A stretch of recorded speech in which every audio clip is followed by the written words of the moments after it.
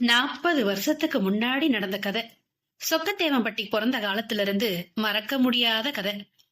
சடையத்தேவர் கூட பிறந்தவங்க அண்ணன் தம்பிக 7 பேரு. 7 பேருக்கு உள்ள இல்ல, புள்ள பொறக்காம இல்ல, பொறக்க பிள்ளைங்க ஒரு வாரத்துக்கு மேல தங்கல, இறந்து போகுது.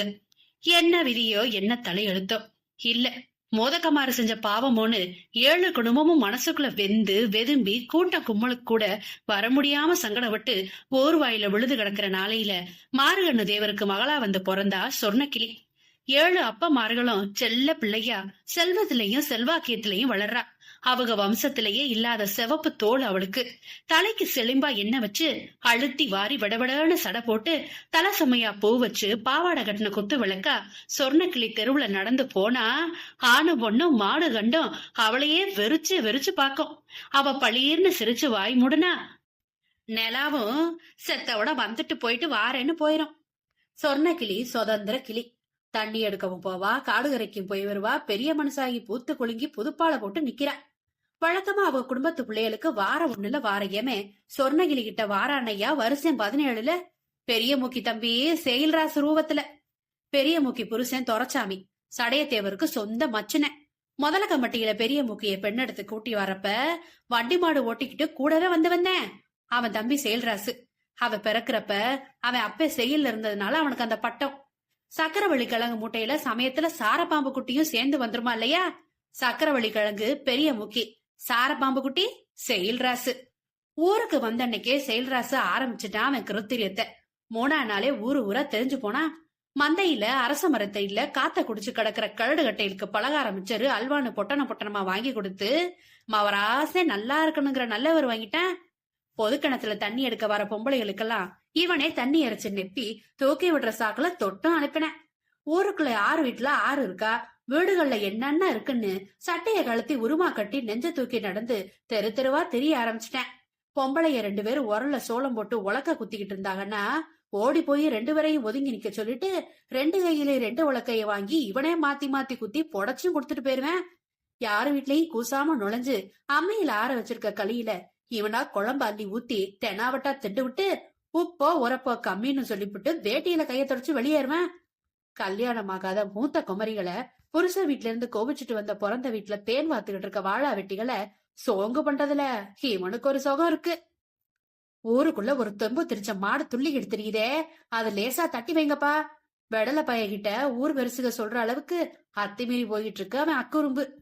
ஏமா பெரிய முக்கி, சொக்கத்தேமப்பட்டிக்கு வாக்கப்பட்டு வந்தவளே, உன் தம்பிய வந்து தட்டி வைக்க கூடாதா அப்படின்னு கேட்டதுக்கு, ஆம்பளை பையனா அப்படித்தான் இருப்பான் பெரும்போக்கா அவ சொல்ல போக, அப்ப சொக்கத்தேவம்பட்டியில ஆம்பளையே இல்லன்றியா சடையத்தேவர் வீட்டு ஆளுக கேட்க அப்பவே கசமசாவாகி 5-6 மாசமா பேச்சுவார்த்தை இல்ல 2 வீட்டுக்கும். ஒரு புரட்டாசி மாசம் அப்பவே அடிக்க ஆரம்பிச்சிருச்சு. அடுத்த மாசம் மழைக்குண்டான சிறு காத்து. பொழுசாய நேரம். வாரேங்குது இருட்டு, போறேங்குது வெளிச்சம். புறவ கூடு சேர்ந்துருச்சு. கடைசி பருவ இந்தா வந்துட்டேங்குது. ஊருக்கு மேக்க கரட்டடிய ஒட்டி இருக்க கம்பங்காட்டுக்குள்ள செடி சத்தைய பரப்பி அதுக்கு மேல சக்கரவள்ளி கிழங்க அடுக்கி சோழ தட்டைய மேல போட்டு சுட்டு திங்க தோது பண்ணிக்கிட்டு இருக்கான் செயல்ராசு. அப்ப சல்லு சல்லு சல்லுன்னு ஒரு சத்தம். அந்த காடு கேட்காத சத்தம், மனச குழைச்சு மண்ணு மிதிக்கிற சத்தம். ஆள் இல்லாத அனாதி காட்டுல இது என்னடா கொலுசு சத்தம்னு பார்த்தா தலையில பருத்தி சாக்க சுமந்து ஒத்தையடி பாதையில ஒத்தையில வந்துகிட்டு இருக்கா சொர்ணக்கிளி.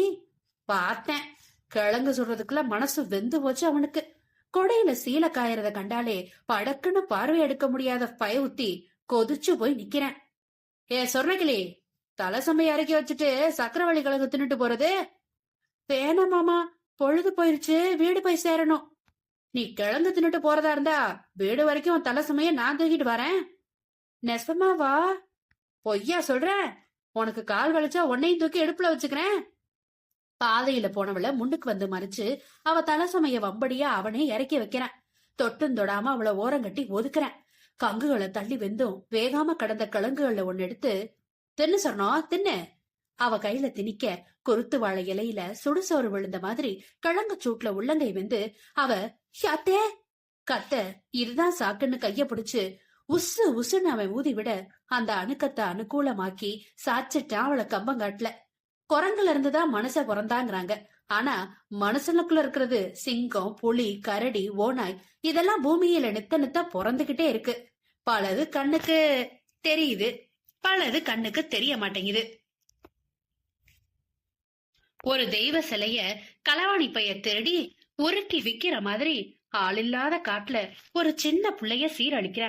ஒவ்வொரு துணியா உருவி எறிகிறான். கத்தி கதைய கெடுத்துருவாளோன்னு அவ வாய அடைக்கிறான் தாவணிய பந்து சுருட்டி. ஒரு மிருகம் கூடுதையா மனுஷ பொம்பளைய. காடையே கதி இளங்குது. கம்மங்காட்டுல வந்து அடைஞ்ச தட்ட சிட்டுக தானியத்தை அள்ளி தலைக்கு மேல எரிஞ்ச மாதிரி செதறி ஓடுதுக.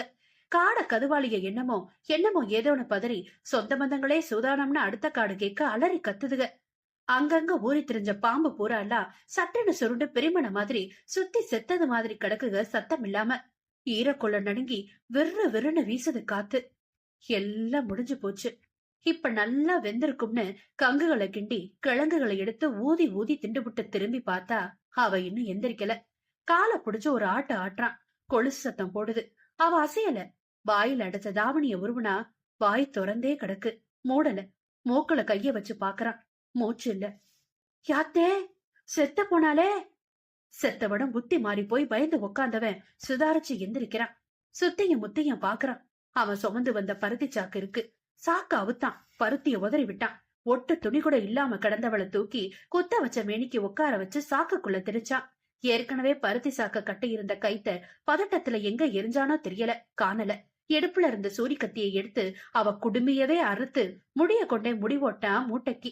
பொணத்தை எங்கேயாவது பாங்கணத்துல போட்டுட்டு கங்கானந்த சீமைக்கு ஓடியே போகணும். ஓடி காடு இருட்டு கட்டி போச்சு. மங்கள வழி தெரியுது. பொணம் எல்லாம் பொணம் கணக்கல. ஆனா மனசு மட்டும் பாறாங்கல்லா கணக்குதேன்னு சொல்லிக்கிட்டே பயத்தையும் சுமந்து நடக்கிறான். பொணத்தை தலையில புடிச்சு உசுர கையில புடிச்சு இது என்னடா பொழப்புன்னு அடுத்த அடி வைக்கமோ ஆள் முனகிற சத்தம் வருது. யாத்தே யாராச்சும் பின்னாலேயே வாராங்களா? இல்ல காட்டுக்குள்ள காத்து கருப்பா? கம்மங்காடு கடந்து ஒத்த படமர பாத வழியா சோள காட்டுக்குள்ள நுழைய என்னைய விட்டுன்னு சத்தம் வருது. பயந்து கழிஞ்சு போனா. வேர்த்து விறுவிறுத்து தர சுமையோட ஒரு முழு சுத்து சுத்தி எங்கிருந்துடா வருதுன்னு பார்த்தா கடைசியில சாக்குக்குள்ள இருந்து வருது சத்தம். பொத்துன மூட்டைய போட்டுட்டு 4 அடி பின்னால நகர்ந்து நின்னு பார்த்தா அவந்து போன மூட்டைக்குள்ள இருந்து குத்த வச்சு உக்காந்த மேனிக்கு கும்பிட்டு அழுகிறா சொர்ணக்கிளி. அவ சாகல. உடம்புல ஒரு துட்டு இல்லாம ஒட்டு துணி இல்லாம கூந்தலை எடுத்து அங்கங்க மூடிக்கிட்டு கும்பிட்டுக்கிட்டே மார்ப மூடிக்கிட்டு நடந்தது நடந்து போச்சு, என்னைய விட்டுரு மாமான்னு சார சரையா அழுகிறத கண்டா ஓனாய் புலி போயிருந்தாலும் போயிட்டு வா தாயின்னு போயிருக்கோம். பேய் பிசாசு மிருக மனுஷன்னு எதுலையும் கேட்க முடியாது இவன. அடியே சொர்ணம், ஒரு வகைக்கு நீ செத்தது நல்லது. எனக்கு சாட்சி இருக்காது. இப்ப நீ பொழைச்சது கெட்டது. உன்னைய இப்படியே விட்டா நான் காடு கிடக்க முன்ன என்னைய பொணமாக்கி விடுவானுங்க உங்க அப்பார் மாறுங்க. அதனால நீ செத்தது செத்ததாகவே இருக்கட்டும். இடுப்புல சூரிய தேடினான், காணும். பதட்டத்துல எங்கேயோ விழுந்து போச்சு. வரப்பு மேட்ல கிடந்துச்சு ஒரு கத்தி கல்லு. அந்த கல்ல மண்ணோட பேத்தெடுத்த கொலகார பாவி கும்பிட்டு கிடந்தவ தலையில நச்சு நச்சுன்னு குத்தி ரத்தம் ஒழுக விட்டான்.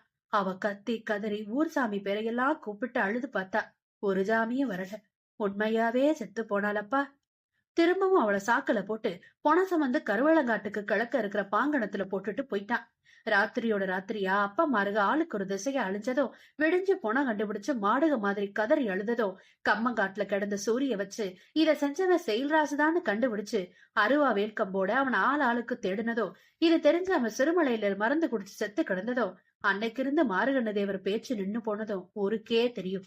ஆனா மாறுகண்ண தேவர் கடைசியா சொல்லிட்டு செத்தது சடைய தேவருக்கு மட்டும்தான் தெரியும். அண்ணன் தம்பி 7 பேர் விறந்து இப்ப நீயும் நானும் தான் இருக்கமாடா தம்பி. இப்ப நானும் போய் சேர்ந்துருவேன் போல இருக்கு. ஒன்னே ஒண்ணு சொல்லிட்டு சாவேன். சேவியா சொல்லுனே. நம்ம ஆசை மக சொர்ணக்கிளிய கொண்டு விட்டானுங்க. நம்ம வம்ச விளக்க அழிச்ச குடும்பத்துல என்னைக்காச்சும் ஒரு ஒச்சம் உண்டாக்காட்டி செத்து சுடுகாடு போனாலும் என் ஆவி அடங்காதுடா தம்பி. செய்வியா? செய்யறனே. இது நடந்து 15 வருஷத்துக்கு அப்புறம் சடைய தேவருக்கு மகனா வந்து பிறக்கிறான் கட்டையன். அதுக்கு அங்கிட்டு 5 வருஷம் கழிச்சு பெரிய மூக்கிக்கு மகளா வந்து பிறக்கிறா கருவாச்சி. மஞ்சத்தையும் சாராயத்தையும் ஊத்தி ஊத்தி வளர்க்கிறாரு சடைய தேவர். கட்டையனை பொண்ணு கேக்குற மாதிரி கேட்டு கல்யாணம் முடிக்கிற மாதிரி முடிச்சு அவளை சீரழிச்சு சின்ன பெண்ணமாக்கி ஓஞ்சதடியாத்தா ஓங்கத தீந்ததடியாத்தா எங்க பழின்னு வீட்லயே போய் விட்டுட்டு வந்துட்டானுங்க. பஞ்சாயத்தை கூட்டி தீர்த்துக்கிடவும் திட்டம் போட்டுடானுங்க. கரைச்சாம்பாறையில கருவாச்சிய போட்டு வறுத்தெடுத்து அவ குடுமி கடியில கைய கோத்து இறுக்கிக்கிட்டு சொர்ணக்கிளி கதைய கட்டையன் சொல்ல சொல்ல பூரா பாம்பு தேளெல்லாம் புகுந்து குடைஞ்சிருச்சு கருவாச்சி புத்திக்குள்ள. அந்த குடைச்சலும் உடம்பு பட்ட உளைச்சலும் எதையும் வெளியே சொல்லாம மனசுக்குள்ளேயே போட்டு அமுக்கி வைக்கிற குணமும் சேர்ந்துதான் அவளை பேயாட வச்சு பெருங்கூத்து பண்ணிருச்சு. கருவாச்சி மூலியமா சொர்ணக்கிளி தன் கதைய சொல்ல சொல்ல அழுது மூஞ்சி வீங்கி போச்சு ஆணும் பொண்ணும். கோடங்கியும் இப்ப இறங்கி வந்து கேக்குறாரு, ஏமா சொர்ணக்கிளி, நீ வேற எங்கேயும் போய் விளையாட்டு காட்டாம ஏன் சொந்தக்கார பிள்ளைய சுத்திக்கிட்டு அலையிற? சிங்கார சொர்ணக்கிளி சீதவத்த இளைய கிளி, உனக்கு குண்டு மல்லி பூவு வேணுமா, கோழி கறி சாறு வேணுமா, வேணுங்கறத வாங்கி வெளியேறுதாயி. போறேன், அப்பப்ப வருவேன். இது கெட்ட பேச்சு. இனிமே எங்க பிள்ளைய தொடப்படாது.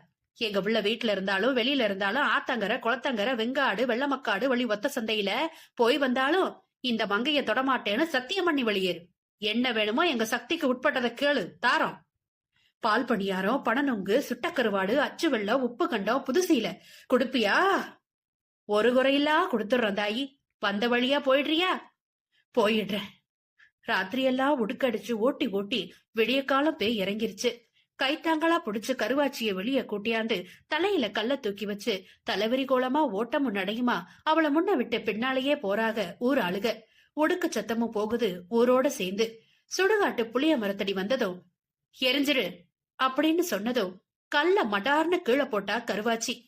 கட்டையன் தலையில போட்டிருக்கணும் அப்படின்னா ஒருத்த, ஏன் சடையத்தேவ தலையில போட்டா மாட்டேன்னு சொல்லுமா கல்லு? இது இன்னொருத்த. கருவாச்சி குடுமியில ஒரு கத்தையை எடுத்து அத ஆணியில 2-3 சுத்தி சுத்தி புளிய மரத்துல அத நச்சு நச்சுன்னு அரைஞ்சு அடிக்குடுமிய அருவாளை வச்சு அறுத்து அவளை விடுதலை பண்ணி, போ, திரும்பி பார்க்காம போ, ஓங்கி உத்தரவு போடுறாரு கோடாங்கி. சொந்த புத்தியோ சுவாதீனமோ இல்லாம உறக்கத்துல நடந்து போறவ மாதிரி போறவள ஆளுக்கு ஒரு பக்கமா தாங்கி பிடிச்சு போறாக பொம்பளைய. ஊர் எல்லாம் வந்துருச்சு. அங்கதான் சாங்கியப்படி சடங்கு பண்ணியாகணும். 7 எருக்குல சாணி சட்டி, பீத்தம்பரம், பீத்த செருப்பு, பீத்த விளக்கமாறு இதுகளெல்லாம் கருவாச்சி தலைய 3 சுத்தி சுத்தி எரிஞ்சிட்டு உலக்கைய போட்டாக அவ குறுக்க. தாண்டி வாடியம்மா தாண்டு. அவ உலக்கைய தாண்டுனா 5 பொம்பளைய கூடி 5 வான தண்ணி அவ தலையில சொதச்சொதன்னு ஊத்துனாக. அந்த ஊர்ல அவளுக்கு மட்டும் மழை பெஞ்சது மாதிரி நனைஞ்சு நடந்து போறா கருவாச்சி. வெண்ணி கொதிக்க விட்டு வேப்பங்குழையும் மஞ்சளும் போட்டு தலைக்கு தண்ணி ஊத்தி பழைய சிலைய வச்சு கரகரன்னு அவ தலைய தோட்டிக்கிட்டே பெரிய மூக்கி புலம்ப பச்சரிசிய உரல்ல போட்டு மாவடிச்சுக்கிட்டு இருந்தாக வைத்தியச்சியும் பவளமும். இடிச்ச மாவை நல்லா அவிச்செடுத்து வெள்ளை துணியில கட்டி வேது கொடுக்க எங்க தொட்டாலும் வலிக்குதுன்னு கத்துறா கருவாச்சி. இவ ஆடின பேயாட்டம் பாதி, இவ மேல இவ புருஷன் ஆடின பேயாட்டம் பாதி. எப்படித்தான் தாங்கும் அந்த இலவாழ தண்டு? வேது வைக்க அவிச்ச மாவுளையே புட்டு செஞ்சு அதுல நல்லெண்ணெய் ஊத்தி கருப்பட்டி தூள் போட்டு பிணைஞ்சு பிணைஞ்சு ஊட்டுறா பெரிய மூக்கி மகளுக்கு. 1 வா 2 வா தின்னதும் தட்டை தட்டி விட்டு பாயில போய் விழுந்து சும்மாடு மாதிரி சுருண்டு படுத்துக்கிட்டா கருவாச்சி. மகளுக்கு அடிச்சு ஊத்த வெடக்கோழி இருக்கா வெடக்கோழின்னு தேடி நடந்து போறா பெரிய மூக்கி தெருவா. எப்பே, பஞ்சாயத்து கெடு முடிய இன்னும் 2 நாள் தான் இருக்கு. நம்ம கூட வம்பளுக்கு அருவா கம்போட வாங்கடான்னு பெரிய மூக்கி முதல கம்பட்டிக்கு ஆள் சொல்லி விட்டுருக்காளாம். அந்த ஊருக்காரங்க இந்த ஊருக்கு வந்து கம்பு சுத்தி வெள்ளை வெட்டியோட வீடு போய் சேரவா நம்ம சும்மா இருப்பனா? நீ செய்யறத செஞ்சுக்கடாமா அவனே, ஆனா எதுலயும் ஒரு நிதானம் இருக்கட்டும். தகப்பங்கிட்ட நிலைமைய சொல்லி யோசனையை கேட்டுக்கிட்ட கட்டைய பன்னியா பேரன் சலம்ப பாண்டி உலக்கைய 3 பேரையும் கூப்பிட்டான். ஆடு மாடுக அடங்கி சனங்கள்லாம் உறங்கி காவ நாய் கூட கடைசியா குலைச்சிட்டு கண்ணு மூடு போன பின் சாணத்துல பஞ்சாயத்து நடக்க போற அரச மரத்தடி மந்தையில அங்கங்க குழிய தோண்டி வெட்டருவா வேல்கம்ப உள்ள வச்சு புதைச்சு மண்ணை தள்ளி மறைக்கிறாங்க கட்டைய கையாளுக. அரசங்களை இடுக்கு வழியா இத பாத்துக்கிட்டு இருந்து பயந்து தேயுது நில. வளர்ந்து கொண்டே வரும்.